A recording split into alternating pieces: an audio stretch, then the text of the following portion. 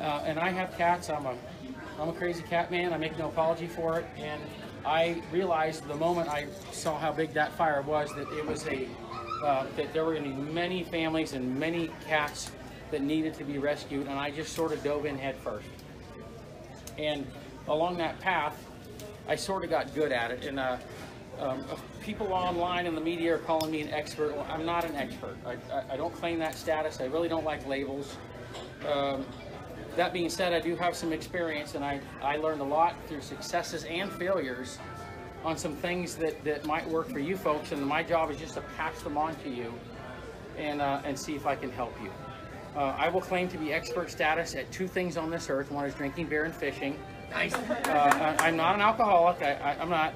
And I got pretty good at rescuing fire cats. And I was asked to do a session or a presentation, if you will, at the CampFire.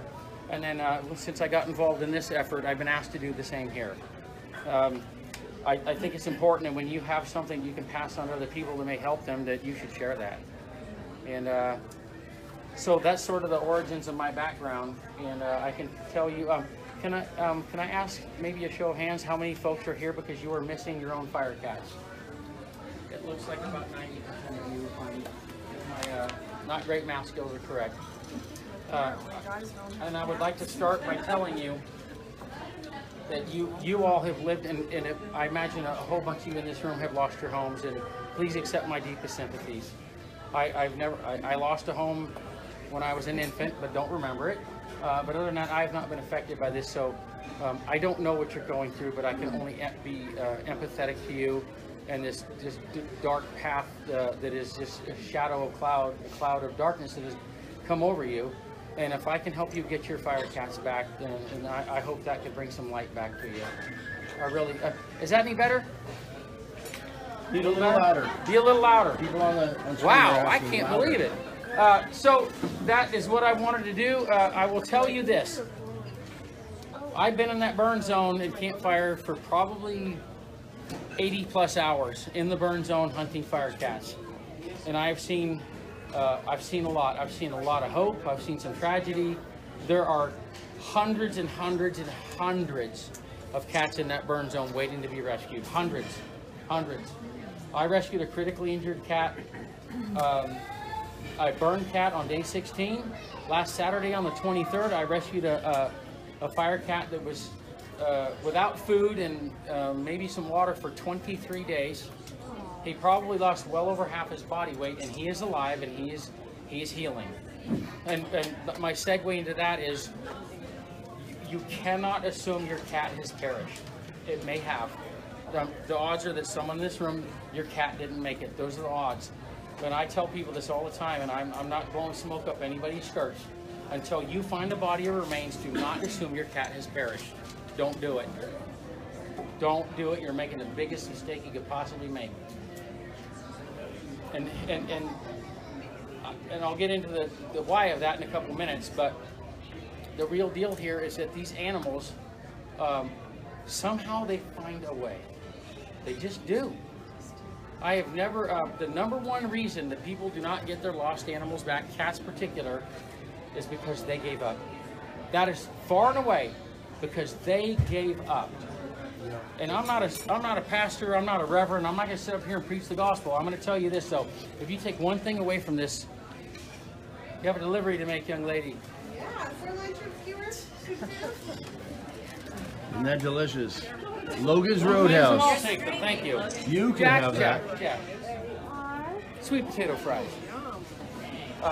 So, that is the number one thing that it causes animals to never be recovered because the folks gave up. And it's a human thing. You haven't seen the animal. It was a firestorm that has never been seen before anywhere in this country. And it would be a natural inclination to go, I cut my losses. And you know what? We do that as a natural mechanism to protect ourselves. I'm just going to assume my cat's gone. I don't want to stress. I don't want to worry. I just have to come to the truth, my own truth, that my cat has not made it. And you can't do that. I have never seen an animal with a will to survive like a cat. And I'm going to tell you the quintessential example of that that occurred to me last year on November 3rd at 2 o'clock in the morning in the middle of nowhere at the Tubbs Fire. I was driving down the road, and if you know much about that fire, it burned deep into country areas, and it burned right into a city where 12 square blocks and 800 homes are scorched or gone. And Paradise, in the areas I worked in the deep countries, very similar country, without so many conifers or fir trees and pine trees, but very similar. And I was driving about 2 o'clock in the morning with my hand out the window in the winter with a flashlight, and I caught something that reflected for just blip. It was that fast. What was that? And I backed up my truck, and I turned my flashlight on and put my binoculars up, and there was a cat in the bush about 40 yards away, and I had caught 1/2 of one of his eyes. And when it was all said and done, it took me an hour and a half to rescue this cat, whose name is Brutus. And this was day 26. Brutus was severely burned on all 4 of his feet. Ears burned off, tail, his entire coat felt like a Brillo pad. And Brutus was still alive. He had lost over half his body weight and had no food and no water for 26 days. Today, Brutus is healed, and he is healthy. So if you take nothing away from this, you got to remember, cats have a will to survive like nothing I have ever seen in my life. It's astounding. And I lived it, and I breathed it, and I saw it for 1,000 hours. They don't want to leave this planet. They just don't. So I think it's important for you to take that to heart. So this presentation I'm giving you is there are some specific stuff about equipment and tactics that are related to folks who are going to do the rescuing, helping other people, can't help themselves, and more than anything else, I want to leave something with you homeowners, so when you get back in the zone, that you can start this process yourself, because you're going to have to. There's not enough rescuers. There's been a lot of controversy swirling around this entire effort. There's been a lot of fingers pointed and a lot of issues. There have been many shortcomings, and I don't care about that at this point.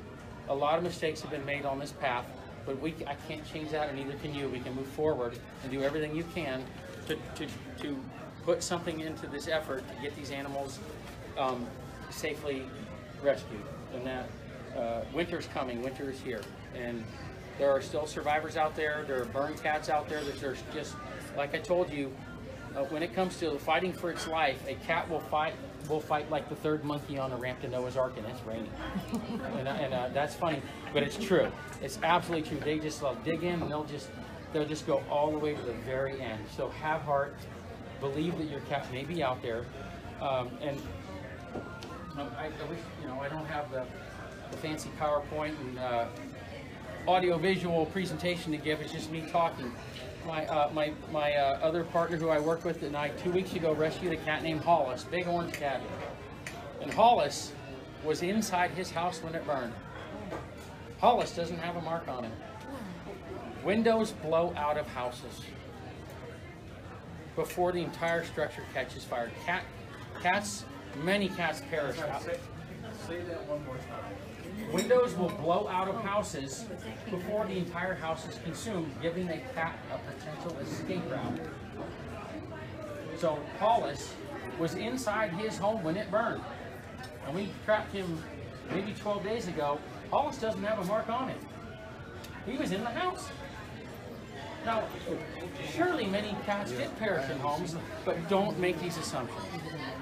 So that is sort of like the motivation and hope I want to give you is stories like Brutus. And yes, ma'am. What about mobile homes? Is that the same kind of? I'm not a structural engineer, but I would presume windows blow out, and an animal can have an escape route. It's amazing. It just really is. So I'm not trying here to give false hope. I'm here to give hope and talk to you about the things that I can pass on to you on how to get your cat back. So. Some of the stuff will be directly related to folks who do animal rescue, maybe not as a profession, but they're going to be out in the field and helping other folks and some of the equipment. But in the end, a couple things about cat behavior. Cats are divided into different categories based on their personalities, and you know your cat's personalities. Some of your cats were indoor only. Some of your cats were outdoor only. Some of yours were half feral. Some of yours were in between. But generally, a cat will be divided into several categories. The most difficult one is the xenophobic cat. This cat is in its normal life sort of skittish, little cagey. You have guests come over. What does the cat do? Pew, bails into the back room, hides under the bed. Guests go away. Cat comes back out. And then on the polar opposite, you have the cat who's just the clown. He's social. He hangs around. He'll come with his tail in the air. He'll walk up to any stranger on the street. He just is overly trusting. Then you got cats that are sort of clowns. Some are in between. Some are troublemakers. But in the end, all of these cats' behavior has changed. Their behavior has changed. They are under extreme duress. They're scared out of their minds. Many are without food and water. Some of them are injured, and some of them are just malnourished and not thriving. And that changes their behavior. Now they've been displaced from their whole home, and everything around them is like, what on God's earth is this? Scorched, burnt, bare earth in every direction. And you're like, how the hell did they do it? They figured it out. And their behavior changes dramatically. I will tell you that the vast majority of the cats I have rescued was well after dark. They have gone to ground.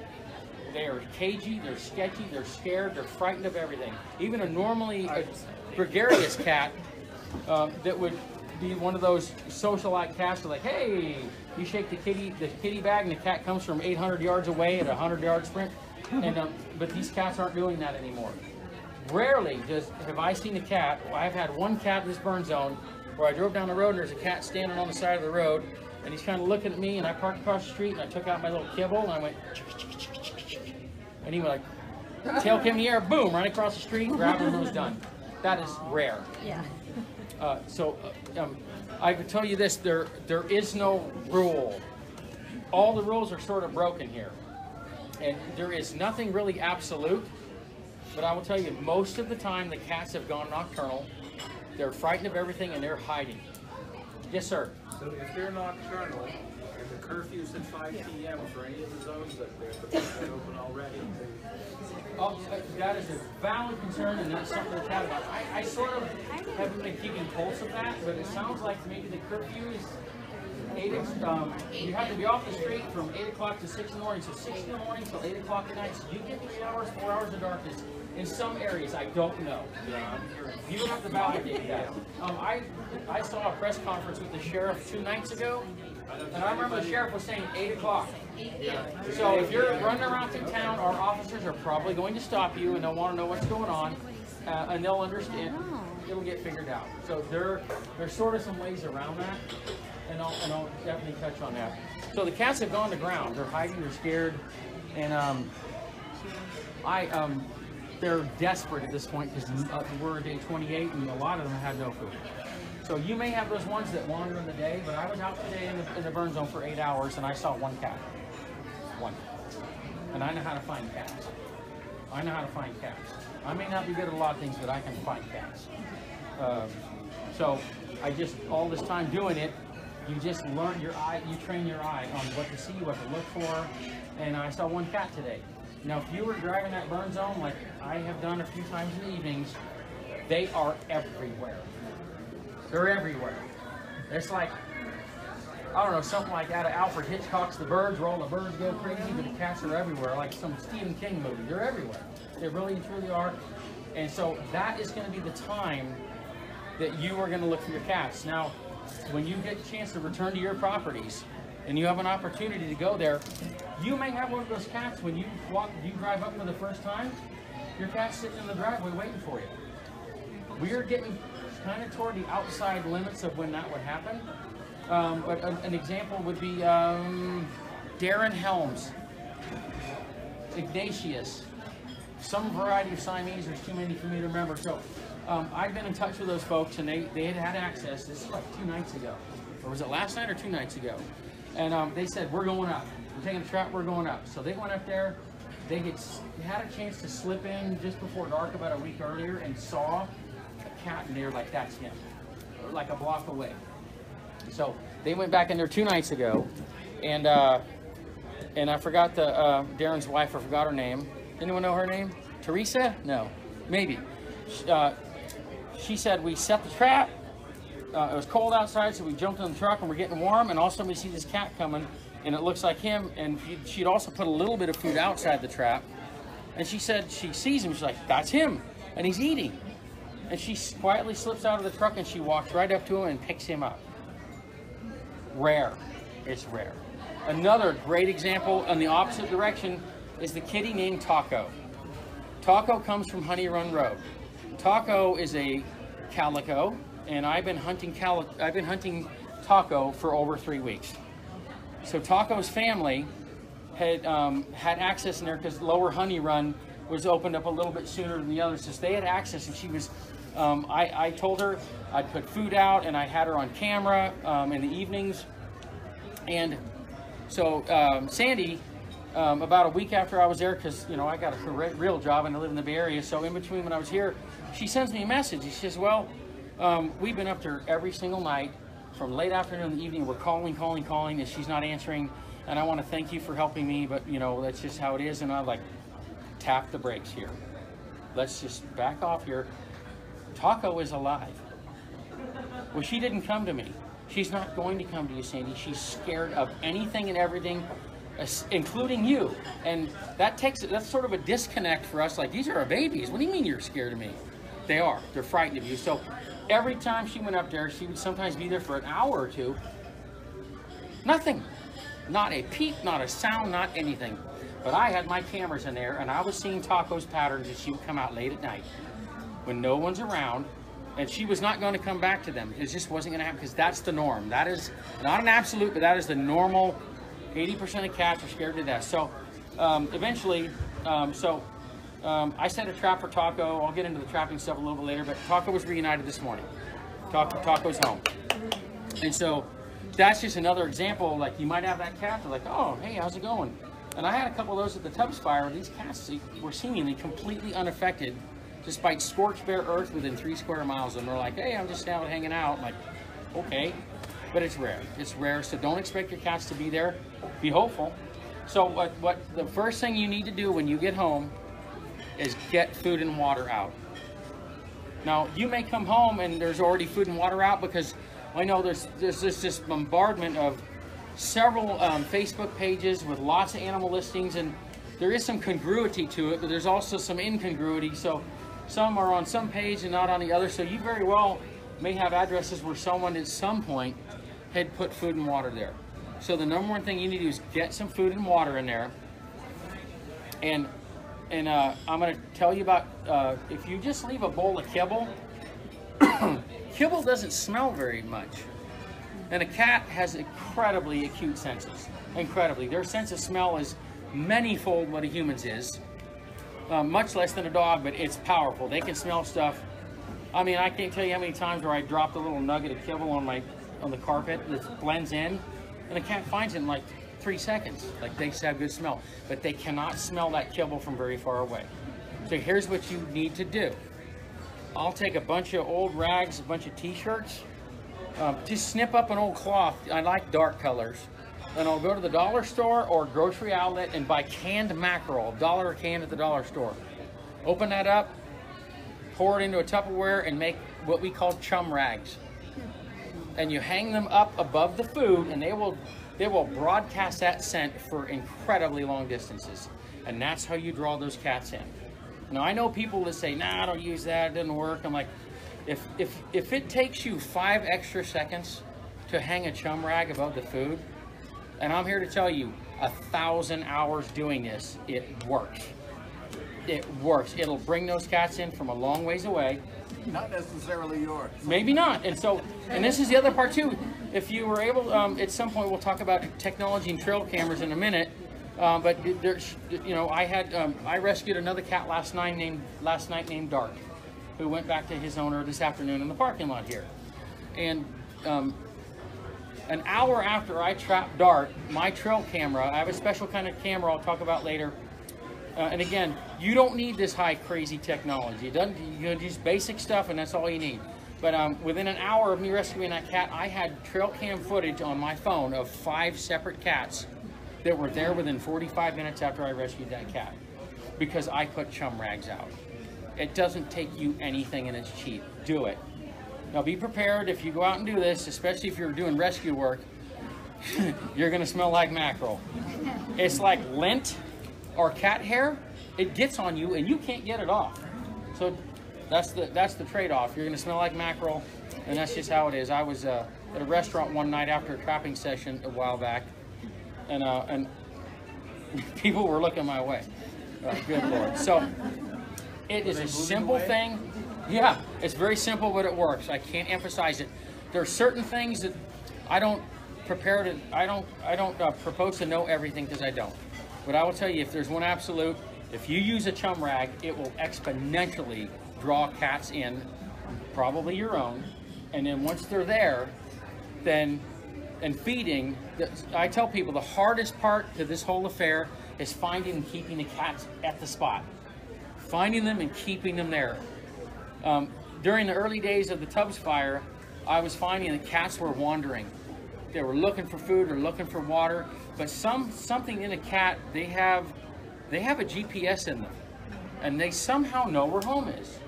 Indoor only cat, they figure it out. Outdoor cat, like there's not a house within a half a square mile, and that cat knows where his house is. They just do. I don't know how, and I don't know why. It's a great mystery of science. And I'm going to deviate for a second here to accentuate that point, and that is there was a cat in Salt Lake City, Utah 2 years ago named Mittens. If anyone's ever here been to Utah, if you're coming across 80 into Salt Lake City, there's a giant mountain range that runs north and south called the Wasatch.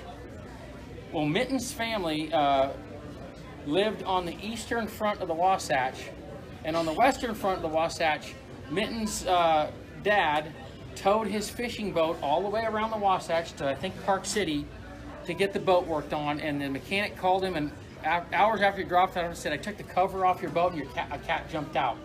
That's Mittens. So they were, Mittens, they love their cat, like a lot of people do. They drove back there and looked for him for days. They left flyers, they left everything, and after, I don't know, a period of time, a couple weeks, they said, "What can we do?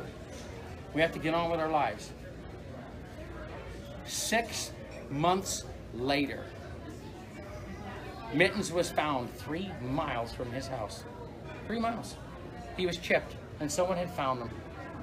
Mittens, it was later determined, had crossed the entire up and down range of the Wasatch in winter. This is not a lie, it's true. The vet examined him. He was emaciated, he was skinny, all of his claws were gone, his pads were worn down to flesh. He had crossed the Wasatch Range in winter. With peaks up to 9,000 feet, he did it. He didn't go around, he went up and over the top. And that cat knew where his home was. He got within 3 miles. It's astounding. So they have a homing device, and your cats may have run a goodly number of distance, a goodly distance to outrun the flames before they found shelter. But somehow they come back. They don't always. Your cat may be found eventually 3 or 4 miles away from your home. But what I have found is the vast majority of the cats I rescued, I found within 3 or 4 houses of where their house burned. I just did. They know it. So that's where you need to focus. So the food and the chum rags. And put out the kibble. I like kibble because it leaves a very distinctive impression. So, because you're going to say, well, what about the raccoons, possums, skunks, and everything else that comes in there and eats all the damn food? Well, that's a reality. Pardon me? They gotta eat too. They gotta eat too, and that's the reality of it. Question on that. We're attracting things that would like to eat smaller animals, such as mountain lions and bears. And we'll discuss that. So I've been in that burn zone at night extensively, and I have not seen a fox, or I have not seen a coyote yet. Number one killer of cats is a coyote. We don't have them. And I have not ever seen, and I talked to some locals that they haven't really seen them. They don't hang out here. A mountain lion's extraordinarily rare, but they're around. Not there. Okay, mountain lions aren't on every block, I can tell you that. A bear is harmless to a cat. A bear can't catch a cat. Fox. Pardon me? Foxes are harmless. I have footage after footage after footage on trail cameras of foxes and cats standing there looking at each other. Side by side, harmless. I have footage of a cat actually chasing a fox out of a barn. Oh yeah. On the trail Well, cams. if you had a full-grown, a big male fox, which is not that big, and a 6-month-old kitten, okay, I'm not going to rule that out, but foxes are harmless. I see them side by side. They're sort of related. They just do their thing. And so, is a mountain lion a possibility? Absolutely. Mountain lions prefer big prey. They'll do what they can, and I think that possibility is rare, but it's still there. Bears, man. Bobcat, maybe. Bobcats, maybe too. Yeah, and for those of you who live here, I don't live in Paradise, but I talk to a lot of people, and I have not seen a coyote. I haven't seen a sign of a coyote. So I don't know if they really prefer these areas so much. So Coyotes are lower elevation. yeah, they're not in the conifer forest so much. They like they like the lower elevation. The So mountain lions are But I quite see There are them mountain- over yeah. on the Feather River side. yeah, I've heard there's a healthy mountain lion population in the area and bears. I have not seen a bear. I've not seen a sign of a bear. And I know how to find lions too. I've seen 7 mountain lions in my life, 7. And so anyway, they're present, but 99% of the time you wouldn't even see one because they're just so cagey. But it is a concern, a small one. So set your food up. Chum rag, critically important. And get a bowl. Put your kibble in there. Hang your chum rag. Maybe a little bit of wet food. And you're like, well, if you don't have a trail camera, and you may not right away, cats will leave a very distinct impression, a pattern in that kibble. It's very distinctive, and it's like a scoop. So if you have a bowl, it's going to look like you took a scoop of ice cream out. It'll be a concave depression. That is a cat every single time. Every time. It's not a skunk. It's not a possum. It's not a fox. It's not a raccoon. It's a cat. Raccoons will make a mess out of everything. They flip bowls over. There's dirt. They wash their feet in it. They take a bath. They're a mess. You can tell them. You can look. Yep, raccoon was here.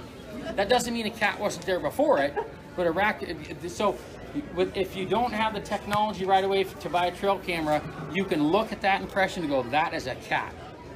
Now, what do you do about that? One of the fairly, I would call it affordable, and that term depends on what your income is. But you can go down to Dick's Sporting Goods around the corner and buy a trail camera for $40 or $50. All right. Now, trail cameras, like anything else you can buy. Not yours. Is that my phone? Oh, I'm sorry. I'm embarrassed. I don't need that yet. A trail camera is like a car. You want a Maserati? Or are you going to buy a 68 Volkswagen 4-speed? Right? It will get you to where you need to go. Right? You don't have to buy a fancy trail camera. I have some pretty fancy trail cameras because I spend thousands of hours doing this. And they do certain things for me. And I'll talk about that technology later. But you can go down and I stopped in Dick's before I got here for the express reason to see what they had for trail cameras. And every model of trail camera they have is on sale. They're pretty simple to operate, and I think they had them on sale from like $49, so maybe like $49 or $39 up to $150. All of them like $30 off, $50 off, whatnot. So a trail camera is a vital tool. Is it critical? No, but it's an important tool. You can put that trail camera and set it up, and you know, when it comes to technology, I'm sort of like a monkey trying to drive a bus. I'm not like, well, I don't know how to do this. So. But even I can set up a trail camera. It can be done, and I know all of you in here probably got nieces, nephews, and children who know all this stuff, and you say, feed it to them, fix that, make it good. So you have to buy good batteries, buy an SD card, maybe 4 gigabyte, program the camera, not that fancy, set it up. And what it does is it'll take pictures or video, depending how you set it, of anything that crosses that infrared beam. And you set it up, I'm sorry, I'm going to smash you in the face. You set it up can everyone still hear me okay? You set it up anywhere from 3 to 5 feet away from your food station, and just set it up and monitor it. Check it the next morning, the next day. If you can't come to the property for 2 or 3 days, it'll keep going. And you set it up and you review the footage. You come back and you, some cameras will have a viewing screen built into them, and others do not. And so you have to get a reader. And if you have a smartphone, you can go to Amazon or even like Dick's Sporting Goods, and you can get a little tiny card reader that you plug into your iPhone or your Android, and then plug the chip in, and your pictures will appear on your smartphone. And then there's also, talk about some other stuff later. If you want to buy something a little fancier, they have like standalone units that are card readers. And you go through the footage and you see what the cat's doing. If you set it up far enough away, you can see how does the cat behave? Where does it come from? Where does it go when it's done? And it gives you an opportunity to kind of see what's going on for a couple days, and then you can just set a trap. It can be very complicated, or it can be very straightforward. I've had rescues where I saw a cat, I'm gonna put a trap out. Put a trap out, drove away, 30 minutes later, cat's in the trap. And then I've had the cat that it took me approximately 70 hours of in the burn zone on this cat only to get him. 70 hours. I hope it doesn't take that long. Question. Pardon me? Question.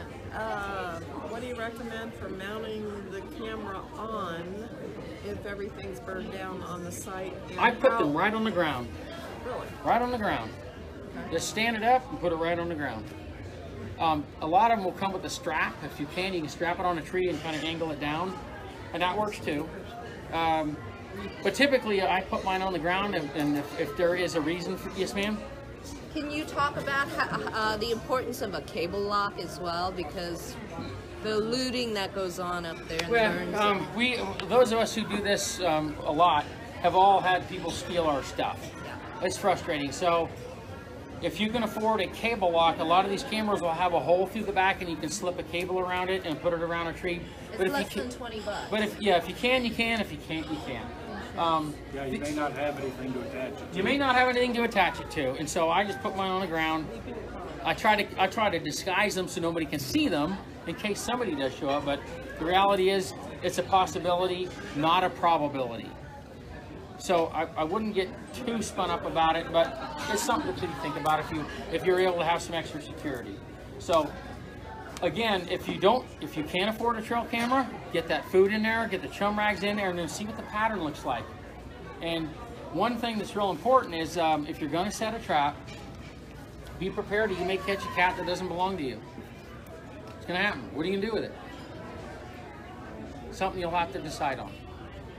If it looks healthy, I will tell you this: I have trapped several cats in the burn zone in the last 3 weeks that were they were in islands of green. One particular place off Camino had duplexes, and like 90% of the duplexes were standing. There was green grass. It was all good. And I trapped 3 feral cats trying to get a target cat. They were all healthy. They were all little spunky, spirited fighters, and I let them all go. We left food and water. I'm not going to subject those feral cats to go into a system that they may never come out of. So they were thriving, they were fine, they had good coats, and I let them go. And that may be a decision you have to make. So the thing is you got to be prepared to, this may take a while. And the trail camera is a really good tool. It tells you if the cat's a little reticent to go in the trap, and some of the things you can do to entice it. And it'll just kind of let you see what's going on. And all I can tell you is don't give up. You know, I've had people where I helped coach, and they put traps out for a week, 2 weeks, 3 weeks, nothing. And all of a sudden, week 3, week 4, cat showed up on the camera. Holy moly! All right, so those are some things you can do that'll help you. Now, there is, as I found out in the world of trapping, there's sort of some unspoken rule like, don't you ever leave a trap unattended, never. Because a cat can freak out and you'll scare it and hurt it, this, that, and the other. These are very, very extreme times. You may have to put a trap in overnight and leave it there. Is it the best case scenario? No, it's not. But do you want your cat back? Kitty might have to be a little uncomfortable in the trap for a while, and one way to keep them settled in the trap is to cover it, as you said it, a tarp, a blanket, and when they get inside there and they get wrangled up and they're going to freak out a little bit, some do, some don't, and then they'll settle down. It's dark. They don't like to be out in the open. They don't like to be exposed. When it comes to putting your trap on your property, cats do not like open ground. They slink around borders. That's what they like. So, and they also, if you can imagine when you get to your home, or if you've been to your home, how horrifying the smell has been. Thank God the rain has dampened that, but its smell is terrible. It's toxic. And if you imagine how bad it is for you, it's 50 times worse for cat. They don't like it. They'll tolerate it, but try to place your trap away from really bad, stinky stuff and put it in a corner, along a hedgerow, a fence, somewhere it's not out in the open. They just don't, they feel vulnerable. And so put it there, cover it, and set it, and then and check it whenever you can. Check it whenever you can. If you can leave for a couple hours and go back, or if especially you'll find out if you don't just set a trap and set a trap and catch your cat, they're going to develop patterns. I call it patterning a cat. When I've had cats where I wasn't able to just set the trap and he just goes in it all happy, it doesn't work that way most of the time. where I monitored these cats and their activities around my traps and around where I was trying to catch them, and they start to develop patterns. Most of them will have patterns of arrival and patterns of departure. Those are clues and things that will help you. Now, every once in a while, you'll have a cat that's like Cheech and Chong. He just is random. He'll show up when he shows up. He's there at 9 o'clock one night, 4 the next morning, like someone who's always late for work, and you're like, this cat's driving me insane. I don't know what to do. So, but most cats will fall into a pattern. And that is helpful to you, because then you kind of know what the witching hour is that you're likely to catch your cat. So the proximity of the trap to the lures, the food and the chum rag. Chum rag. Close by. Close by. Now, I want to add one quick thing about the chum rags. Put them in place, and if your cats, and you got the cameras, and the cats start showing up, they now know where there's food. They know where there's food, no need for a chum rag. It's getting them there and getting them to stay there for a couple days, and then, hey, they know where the food is after that. It's getting them to that spot, and they'll get comfortable and they'll come back. Yes, ma'am. So, in determining what the pattern is, don't be discouraged if it takes a couple days or like a week. Yes, it could be. And I've had cats that they were like, he shows up 9, shows up at 9, shows up at 9, nothing for 3 days. Nothing. Nothing. The cat's dead, he's gone, I don't know. And all of a sudden they're there again.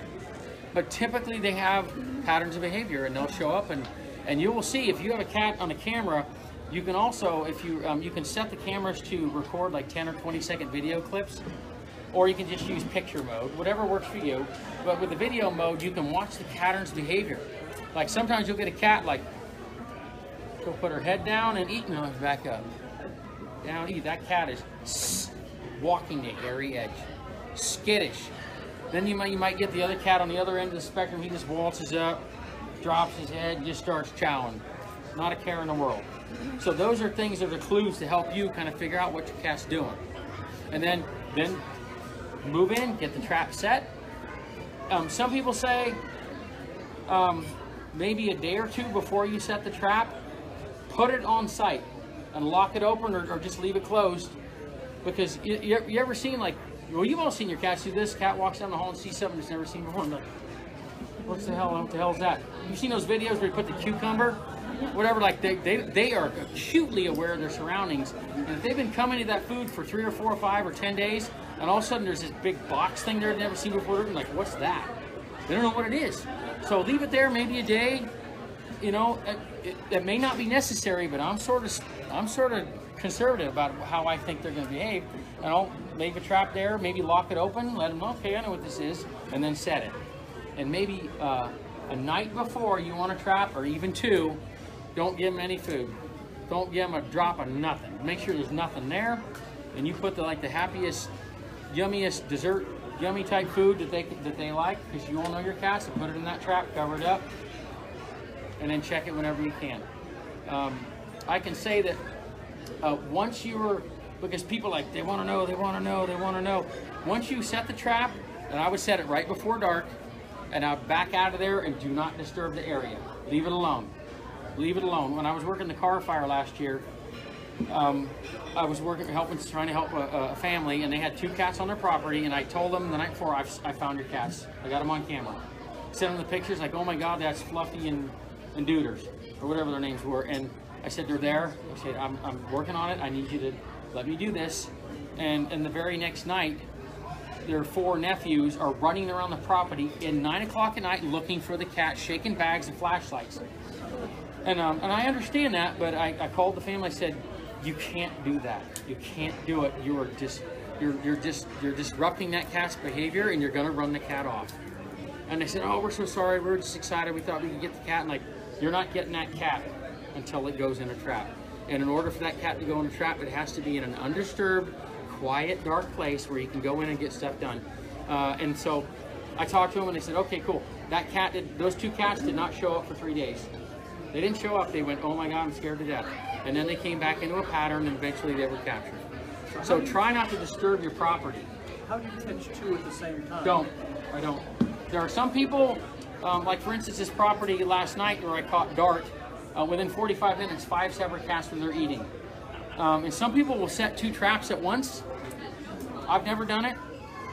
I've heard people with a lot of experience, more than me, say, oh, if one cat's in the trap and they get a little excitable, the other cat's gonna go, well, I'm not going in there, you're all. But sometimes it's 2 cats, 2 traps, it does work.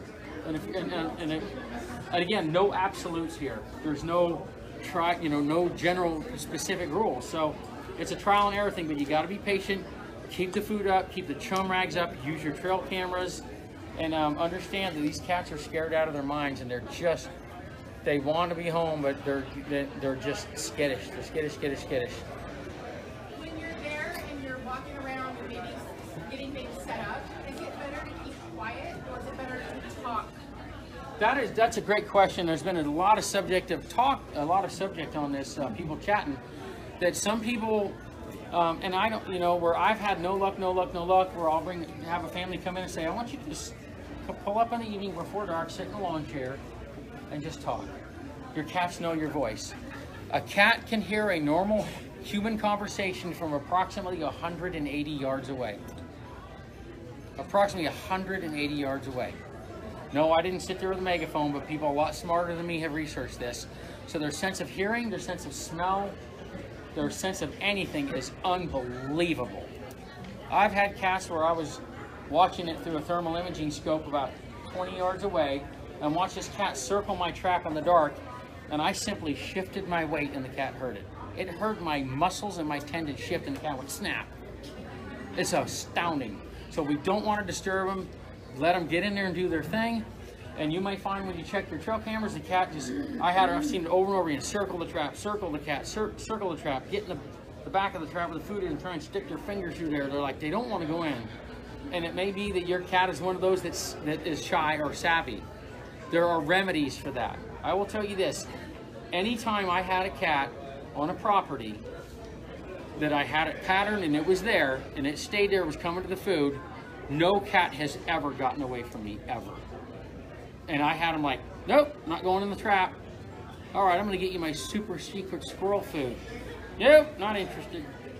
Okay, fine. I'll give you my ultra turbo double triple secret food. Nope. Okay, damn it. Move to a bigger trap. Nope. And then those cats I were finally able to wrangle up with a drop trap. A drop trap. You remember when you were kids and you'd be in your front yard and you'd get a cardboard box with a stick and a string on it to catch birds and stuff? That is a drop trap. It is made for that. It's about 3 feet square, iron mesh, or not mesh, cage mesh with a top on it, about 14 inches tall, and it has a rod that angles down and you can attach a rope to it, or you can attach a remote trigger.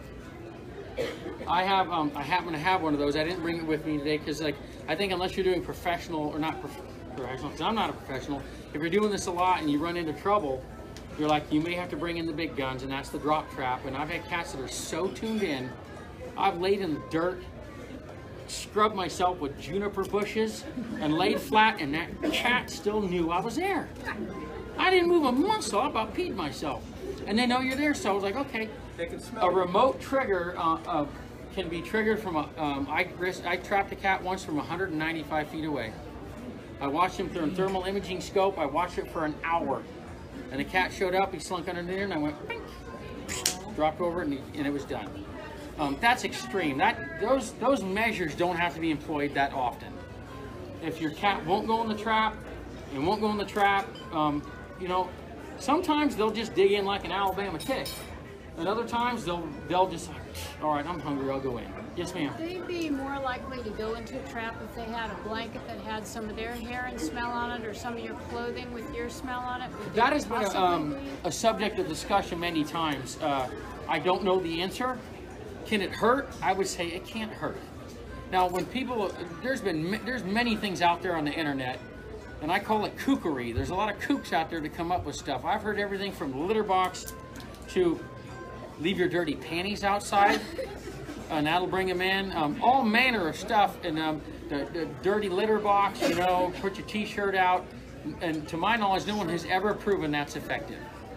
So in that case, I probably wouldn't waste my time putting my dirty panties out and let the neighbors see what my lingerie is. So you do what you think's best. But I don't know about boil it down to what is it going to take to get my animal back. So another thing about the traps, cats don't like to walk on mesh. The cage mesh material at the bottom of your trap, they'll do it. But again, there's no absolute, and every little thing you can do is adding to the probability you're getting your cat back. And some things like, well, that's so silly, that's kind of dumb. It all adds up. I'm telling you, from doing this, it adds up. I liken it to putting nails in a coffin.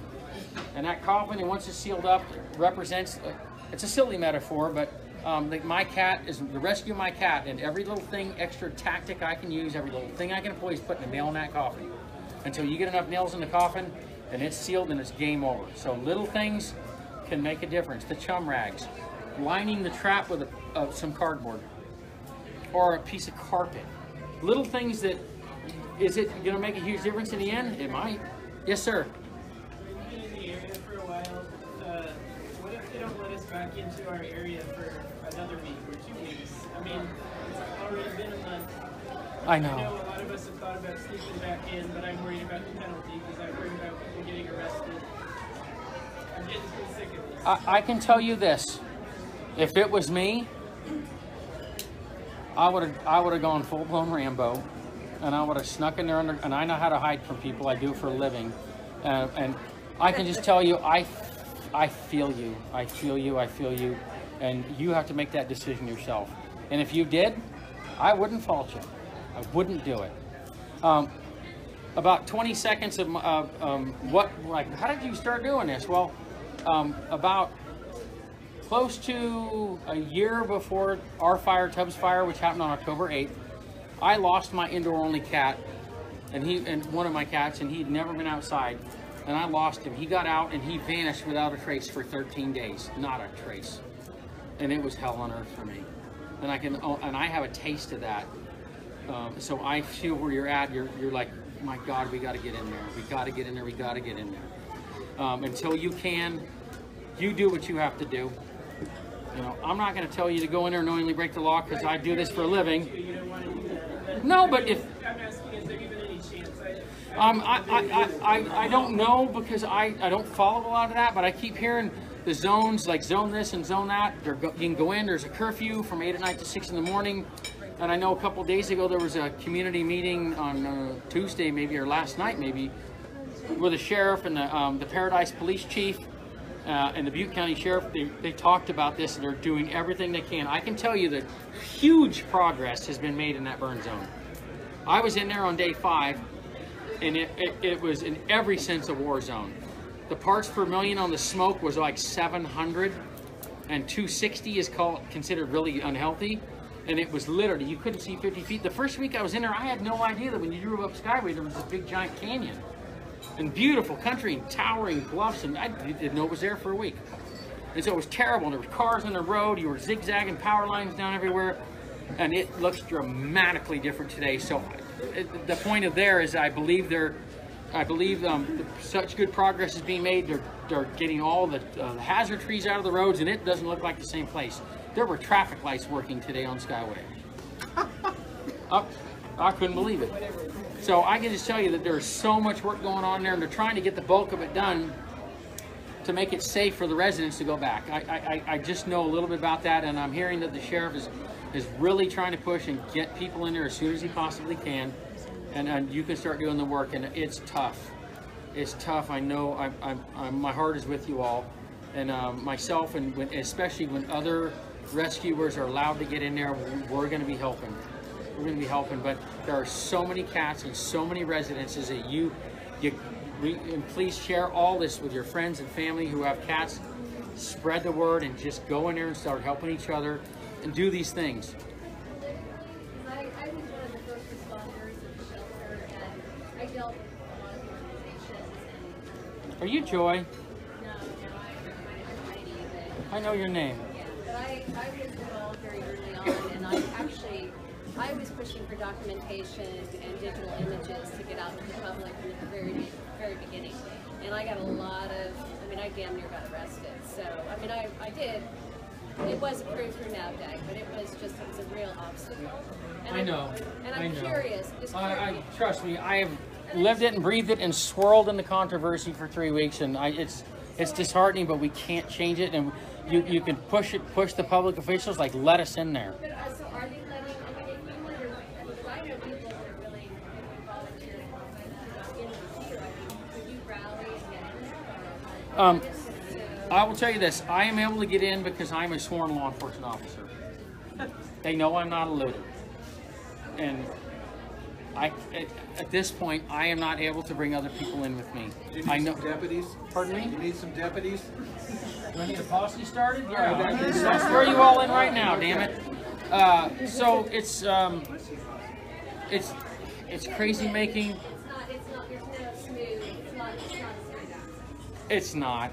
And you know, even a lot of the other folks that were working with NAVDAG and some other groups, they would have hit and miss. You know I was working with another group of what I call Merry Misfits about 3 weeks ago, and we were getting in, they were getting in, they were filling out tickets and rescuing animals and getting them to the vet when they needed, getting them to the airport and getting them in the system. And then again, I don't want to go into too much about, because it doesn't do us any good.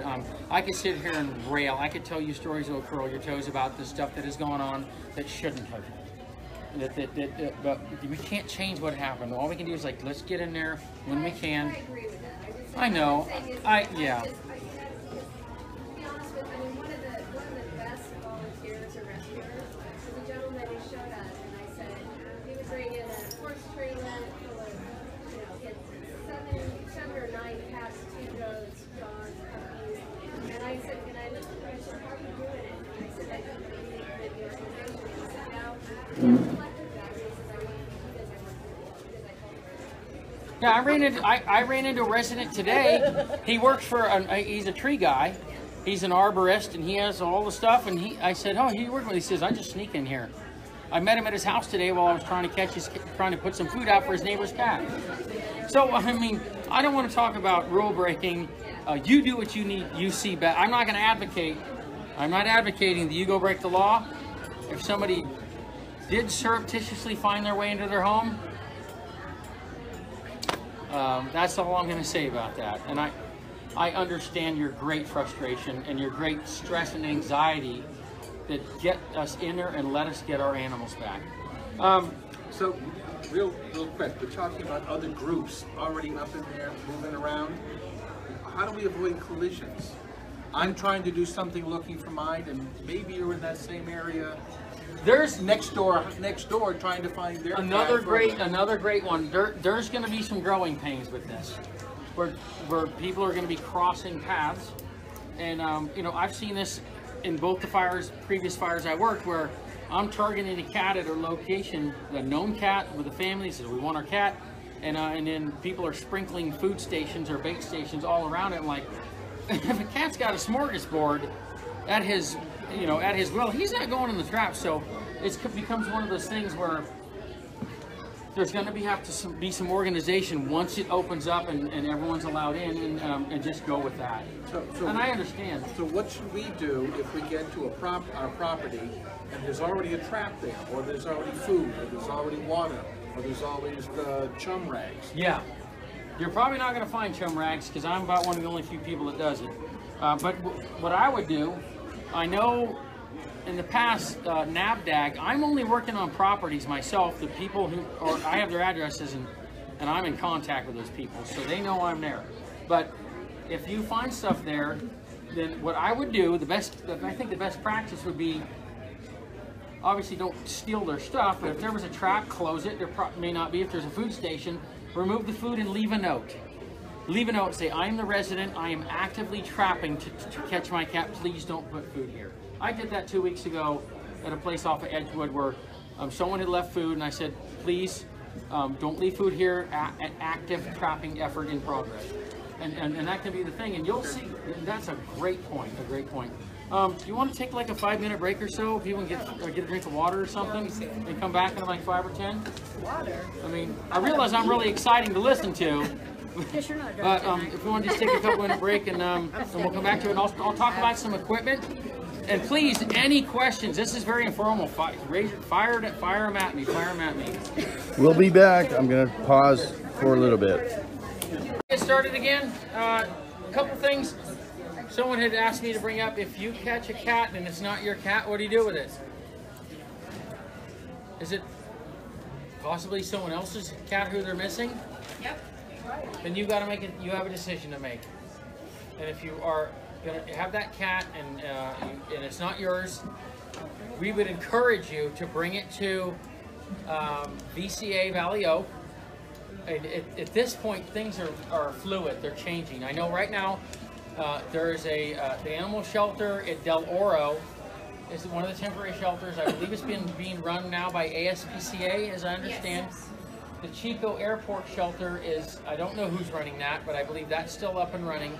There was a little bit, pardon me? No, it's done. It's merging with Del Mar. Okay, and I've heard they're going to try and find one place to put the animals. In Oroville, the old Oregon leadership is where they're moving a temporary 60-day shelter. Try to consolidate. Yeah, that's But exactly that's what where they're you'd bring them. And if it's real important, they're going to need to know, because you may be helping another family. Where exactly did you get that cat? Your address? And what date? Take pictures of it.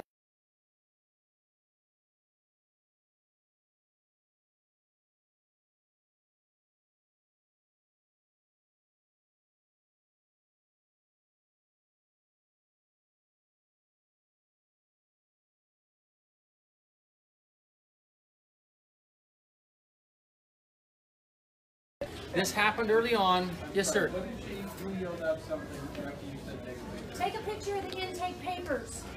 Post it all on the lost and found. Everything that you have on that cat, so we do not lose that cat.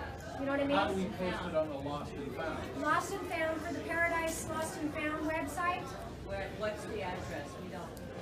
See, There's lots of addresses. There's not just one. What are you talking about? Initially, what happened was because I was trying to get we know there's at least and I had 20 of them. these organizations and when NAFTA finally did put them out, I had like 400 images and I only had like 16 of them. So what happened was I actually volunteer put up a page and we ended up, we had like 7,000 followers and and then NAFTA is giving us garbage on it, so we brought it down. And so I have the page, originally was one of the first and it's been copied like 10 times, but it's called CampFire Pets, Lost and Found. CampFire, Paradise, California area, VCA. lost found animals. Are you with an organization or you just like that one page? Because there's a lot of different pages, which is a problem. There are. We're trying to consolidate that. All right, so which are you two representing different pages right now? No, I'm not. I represent the page. Okay, so which your CampFire So it's I'm CampFire Pets Lost / Found. Pets? And my goal from the very beginning, after dealing with the kind of the chaos, was to consolidate the images. Not a lot of social media conversations, but just to consolidate the images as it says database, so that when you look at an orange cat, you're going to see all the orange cats that are even missing. Yeah, that's important. And the purpose of that was because a lot of my images and animals went to San Francisco or all the vets all over California. Those volunteers are working really hard to match up those images. Cat, it sounds like list put the listing. Hey, I found this cat today.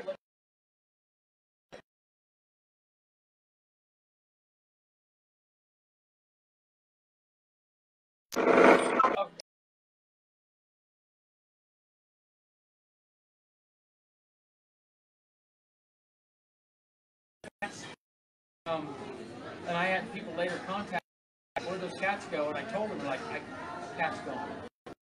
Lost in the system. Now I'm told that is much improved, and there's safeguards in place so that that does not happen. But getting back to the original part of, if you trap another cat, you have to make a decision if you want to try to maybe help another family and bring that cat in so they can get in the system. All right. Some cats are pretty savvy and they can make it through the winter and they're going to do well. Other cats are just not going to do well. So I think it's part of it. And if you do trap a cat that's not yours, that is a good venue to do that. Clearly, if the cat is injured or in bad health, take it straight to VCA Valley Oak, which is on Martin Luther King Jr. Drive. They're in the under Google, and And that's someone else wanted me to bring that up. And Julia Oshia and I and a few other people are just trying to help you guys. I'm with you. I'm just going. My name's Rachel James. I'm the one that shouted at the community meeting, what about our pets? We're doing this kind of on the slide, trying not to get busted. We have people behind the lines and whatever, Cowboy 911, we have a whole group just kind of helping us. She will be the one contacting me. yeah. Once you have her email and information, if you give her all the information of whatever cat you found, she will help find that owner. She will do whatever possible. And you know, because your neighbor or someone down the street may find your cat. Talk, and that's another thing. I mean, you all have lives that have been turned upside down. You're trying to figure out insurance and housing and what am I going to do? Do the best you can. Be engaged with the people who live around you, who I'm sure are missing animals too, and just hand stuff. Talk to them.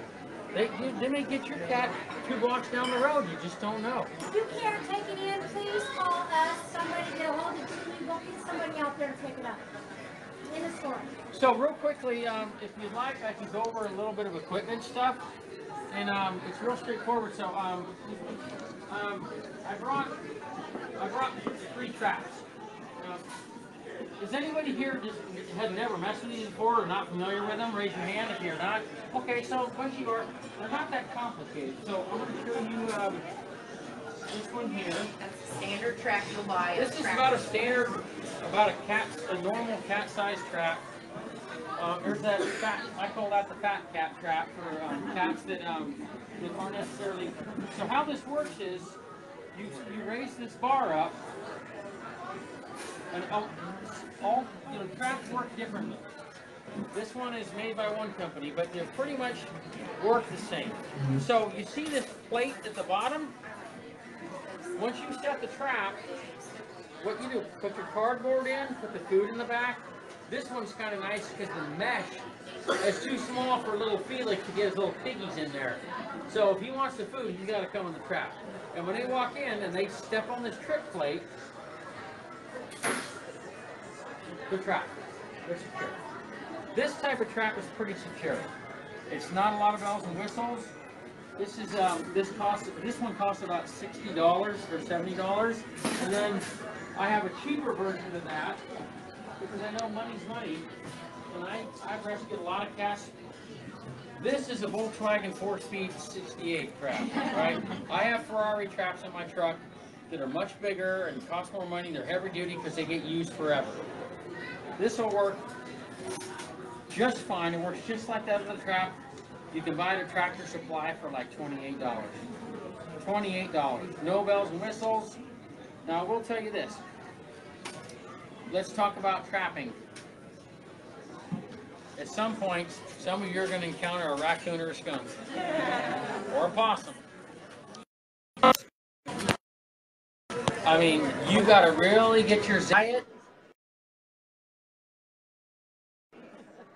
Move slow. Talk to Mr. Skunk, and gently drape the trap, gently and in slow motion with a blanket, something hopefully this thick, and keep it very quiet and mellow. I mean like this, and you will not get sprayed. If you slip up, if you hiccup, if you cough, if you do anything, the skunk's going to let loose, and it's going to get stinky. Raccoons? Yeah, I hear you there. Raccoons are notorious. Like, remember I told you about fighting like the third monkey on the ramp in Noah's Ark? If a raccoon gets in the trap and it's one of these, a Volkswagen, it'll tear this trap to pieces and it will be rendered useless. A heavy-duty trap, a raccoon can't hurt. So that's another thing to monitor traps. If you can, not leave them overnight. This is worst case scenario. And that's another thing too. If you have a trail camera, $50 down the road, you can monitor what sort of critters are showing up, and then you can at least get an idea of what's going on. I have not seen a possum. Are possums common up on the mountain? Yeah. Are they real common?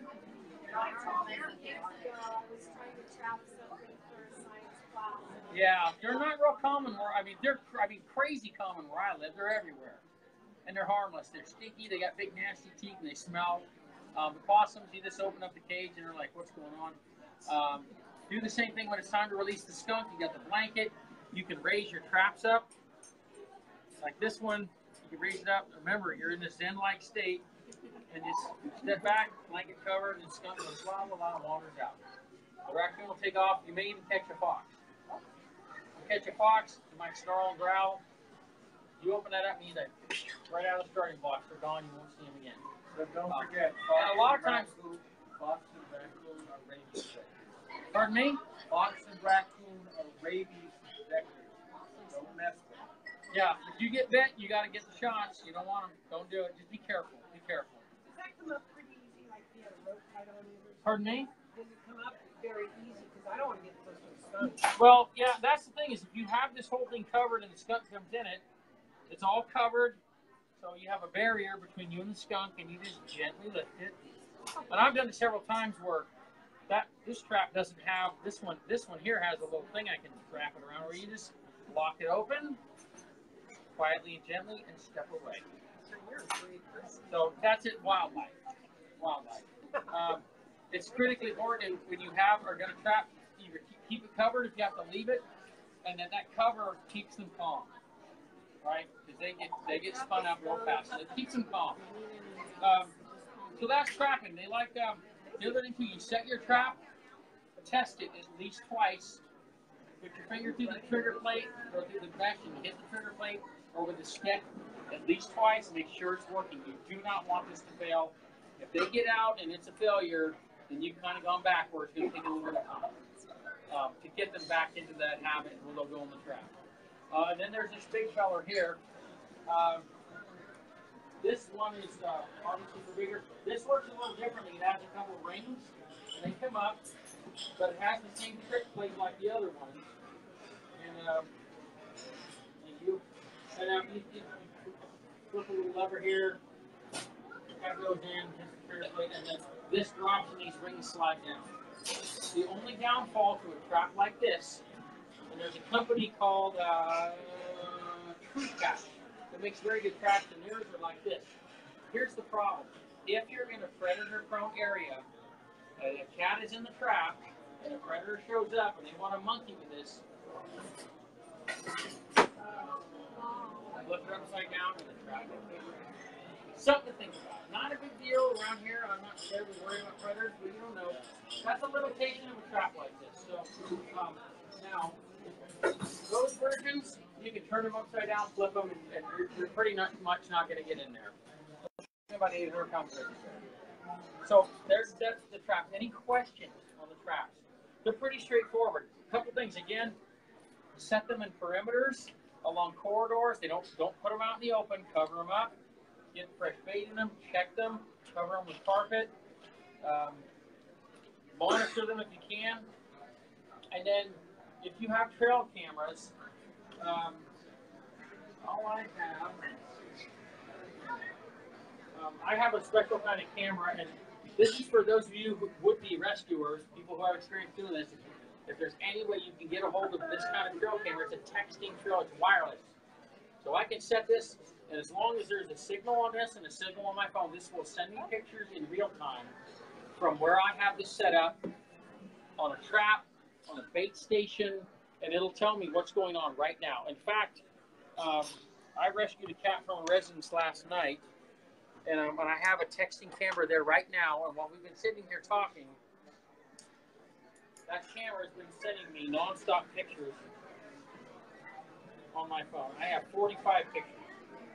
You see all the cats. It tells me the date, the time, this is all tonight. And these cats are showing up, and I can see what they're doing. I can see what they're going on right now. Whether I don't have a trap set up there, I just have food, and I can see what's going on.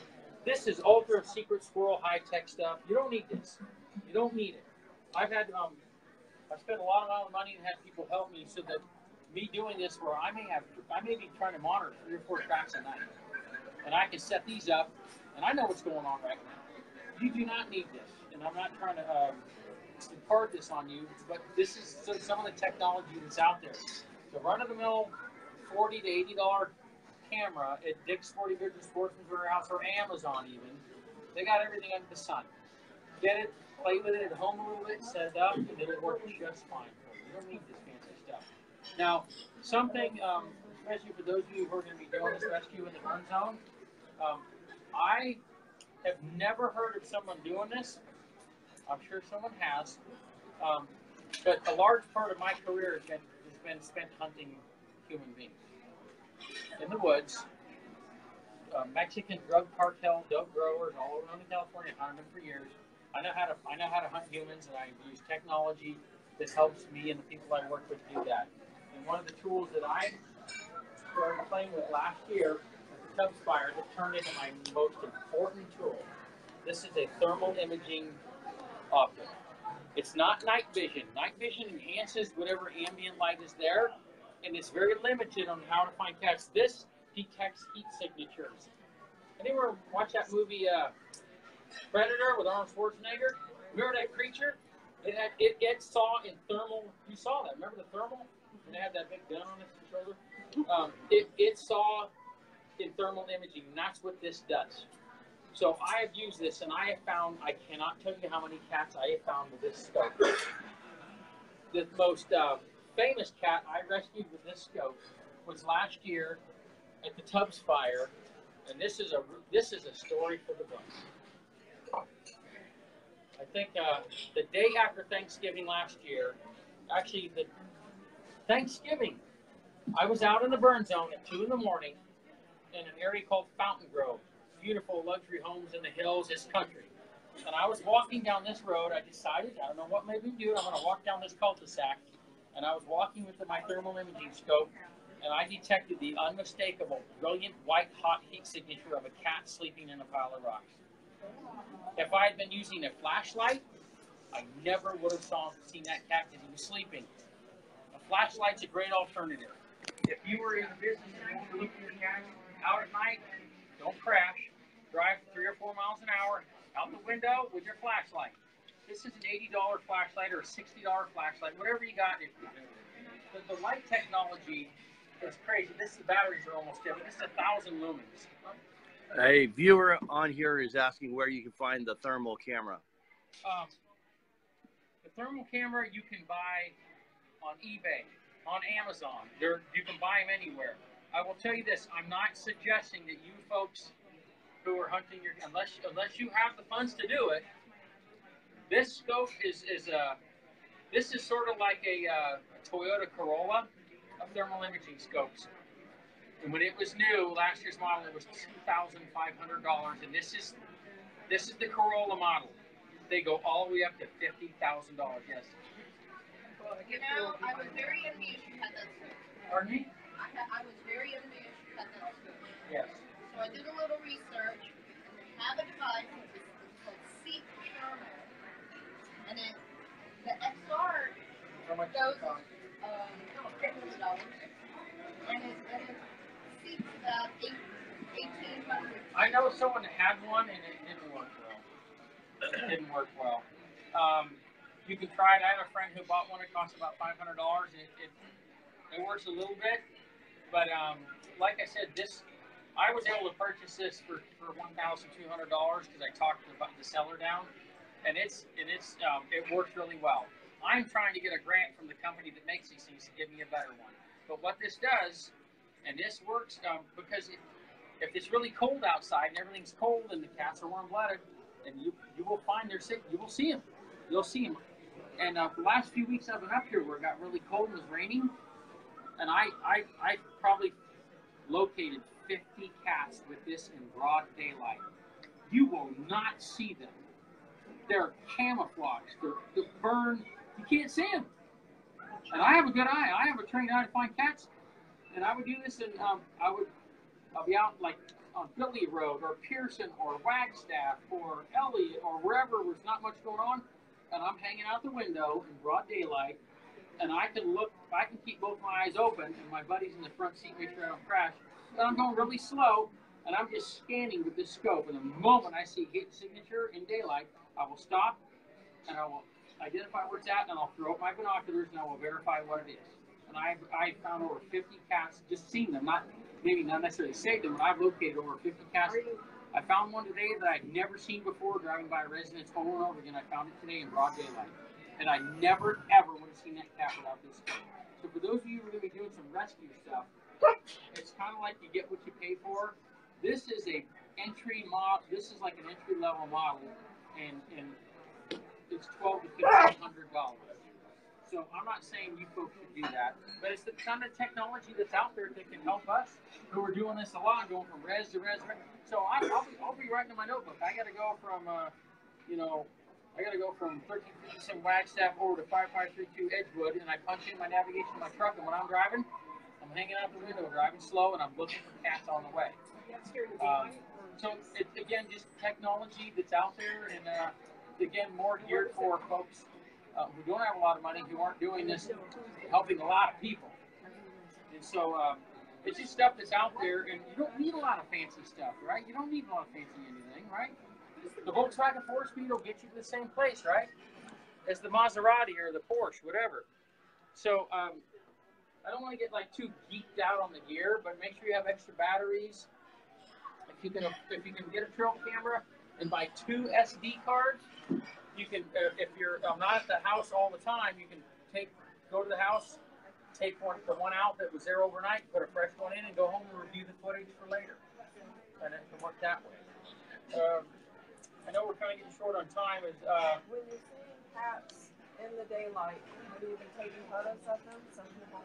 It happens so fast I can't get photos of them. Now I'm going to start doing that. I did this in the CampFire last year. I had a spotting scope that I attached my cell phone to, and if I could get a cat to sit still long enough, I would snap a photo shot, and I'm going to start doing that again. And it's not a bad idea, but again, these cats are cagey, they're skittish, they're scared. Do not expect them to just show themselves up. You may have to work, and they're going to come out at night. And you set your base station up. You don't skip these little steps that add up to success. And I want to double check something, make sure this is covered. Anybody have any questions? Feel free. I'm here. I don't have all the answers, and I can do the best I can. I know a lot of people are trying to help you right now, and we're trying to get in there and get stuff done. So what are you recommending with the residents? Can you speak up for everyone else can hear? My question is, what does he recommend that residents do or are in zones for which evacuation orders have not yet been lifted?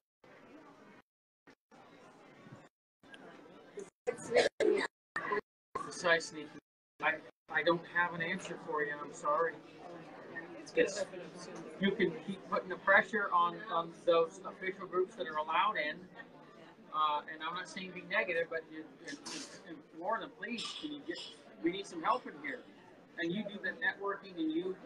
Shannon, sorry to interrupt, but she's got to go, but she heard what you're doing, and she has invested in this in your guys, so I just wanted to give you guys some cards. I'm the officer. Hi. Nice to meet you.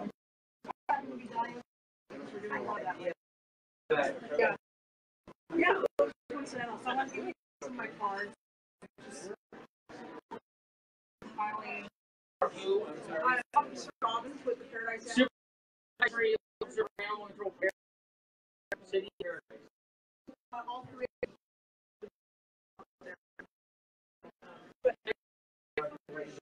Yeah.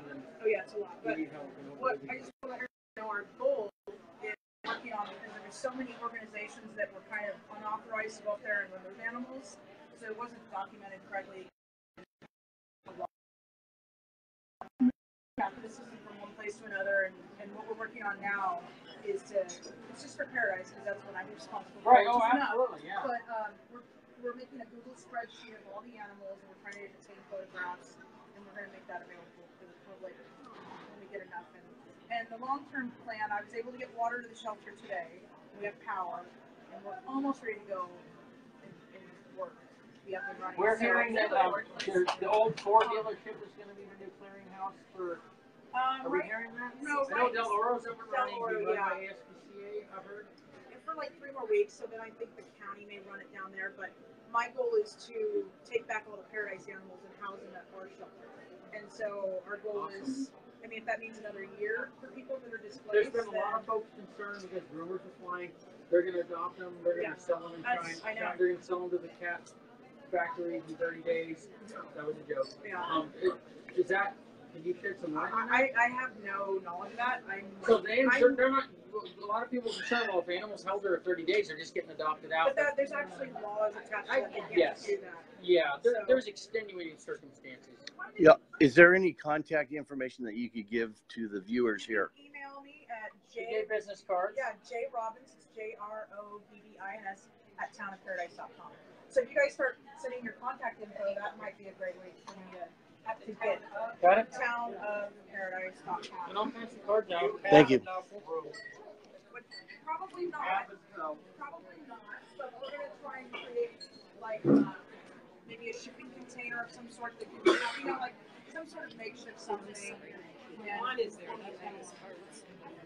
Oh yes. Nice to meet you. We've talked several times in the past. Yeah. Well, I knew your name. We don't want to get started. For disaster policies to hold for only 30 days. They are to be clustered out and all that after 30 days. Still have to start. There might. Any questions? Any questions that are popping up at this point? Okay. Well, feel free. I'm going to be out here for a while. I don't really have anything else. I can answer any questions. Please stay hopeful. Stay hopeful. So very important. Like there's a couple things that I can do to help you. So one thing, keep in mind that so I'm a long-time volunteer, but I'm also a trapper. Okay, not just a cat trapper, but an animal trapper. So I've hunted my whole life.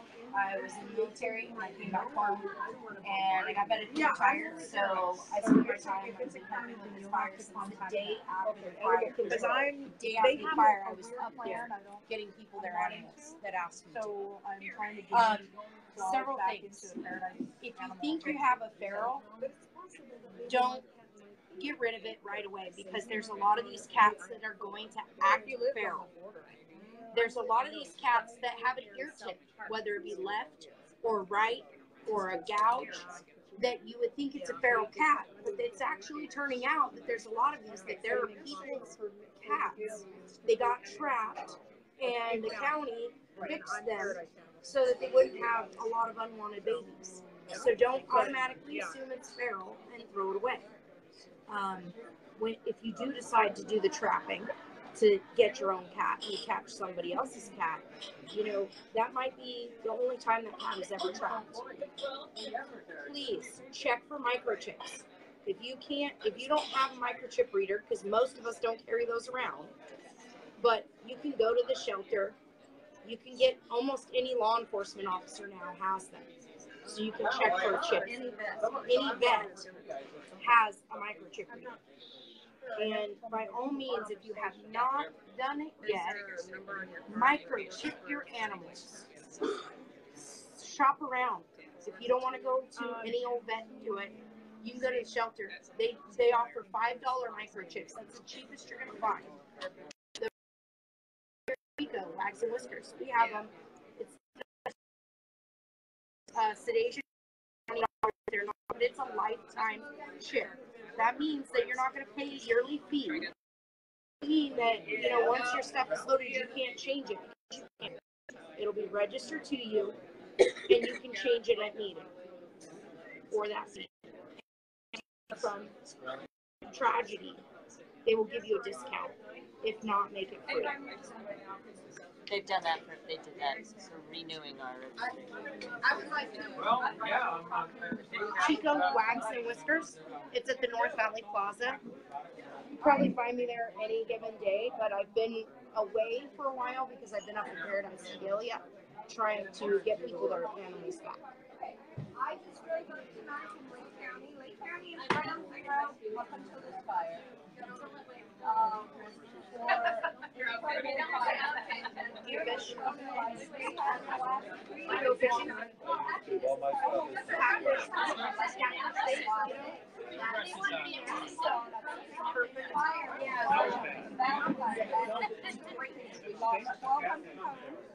That was the first of many to come. So along the way, I became a cat trapper. I started Pod Cat Rescue and reunited a number of cats with families who lost their cats during the fire. But more importantly, not just the field work, but I realized that evacuations were lifted, that it was a critical time to make some demands of the Board of Supervisors. Because the animal control and Butte County, I guess it's under public health. It's wrong here. It's not like that in Lake County. They're not going to do anything unless you make them do it. They're not going to keep the shelters open to receive animals if you catch somebody else's cat. They're not going to do these things. They're not going to extend hold time and give you time to go see if it's your cat that somebody caught. These things have to be done. It's a political action that has to happen. I learned this the hard way. I went before the Board of Supervisors in Lake County and listed a number of things that needed to be in place.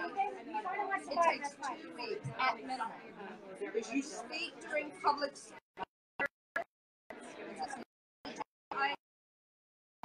the board staff agenda item for the week. Then if they agree to stipulations in animal control to follow through. This is the critical part to rescuing your cat. You have to have the county support you. Without their support, you're kind of on your own, you know. We have rescuers in addition that have been working with that animals, just kind of quietly up there, and we have rescued up to 100 cats until they cut us off this weekend. And with every day that we were up there trapping, more and more cats every day were being found. The last day they let us 20 cats. So they're up there waiting. Don't be discouraged. Try. Anyway, first full Board of Supervisors meeting since the fire is happening on Tuesday, December 11th. And what I'm here to do is try to recruit locals to take this issue on, to bring it before their board, to go speak during public speaking. And we need these services available for the people who have lost everything and just want to find their path. So, based on what I asked the Lake County Board of Supervisors, and I expanded upon that, I have a list, I have a handout of some of the things that will help you have services available, keep them open. If anybody's not shy, local and vocal, that's what I'm looking for. To, go talk to your supervisor and ask them to do this. I'm happy to share this with you. This is 3 years in the making. So what happened was they adopted the provisions we put forth, I put forth with a friend of mine. The board adopted them, and recently here this summer we had another fire in Lake County, now standing as the largest, as far as acreage goes, the largest fire ever in the state. 450,000 acres, almost 500,000 acres burned, with the river and the ranch fires known as the Mendocino Complex fires. And I didn't have to approach the board anymore. So for subsequent fires, they just go with what's already been approved. Things like, how many days are they going to hold cats that come in before adopting them out or sending them to rescue? How many days are they going to keep accepting rescued cats? I think it should be as long as 6 months, to be honest. So if you're interested in, doing a little politicking, just come see me. I already did all the work for you. All you have to do is go ask them. Say your name again. Haji. Contact information. My phone number is 707-245-3885.